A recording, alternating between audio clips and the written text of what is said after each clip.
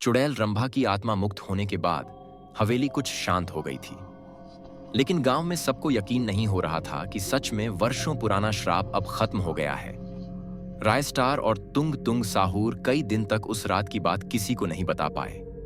हर रात तुंग तुंग को डरावने सपने आते, जैसे रंभा की आत्मा फिर से लौट आई हो। एक रात तुंग तुंग साहूर दौड़ता हुआ रायस्टार के घर आया। उसकी सांसें फूली हुई थीं।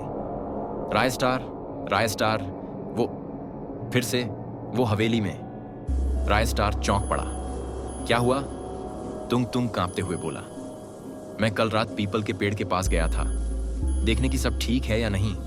पेड़ के नीचे से कोई आवाज आई, जैसे कोई फिर मदद मांग रहा हो। रायस्टार ने उसकी बात पर भरोसा नहीं किया। तुंग तुंग, शायद ये तेरा डर है, उसकी आत्मा तो मुक्त हो गई थी।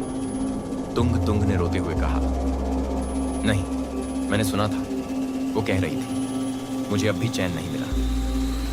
रायस्टार कुछ देर सोचता रहा। उसके मन में भी एक डर सा जाग उठा।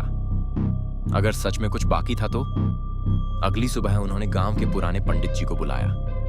पंडित जी ने पीपल के पेड़ के पास जाकर ध्यान से जमीन को देखा और फिर कहा, रंभा की आत्मा को शांति तभी मिलती जब उसे उसके परिवार का कोई इंसान मोक्ष देता। यह अधूरा काम था, इसीलिए उसकी तड़प अब भी बाकी है। रायस्टार ने चौंक कर पूछा, तो अब क्या करें? पंडित जी बोले, रंभा का एक बेटा था जो कहीं दूर गांव में बस गया, उसे लाना पड़ेगा। वही अंतिम क्रिया करेगा, तभी आत्मा मुक्त होगी। पार्ट 4 के लिए कमेंट करें।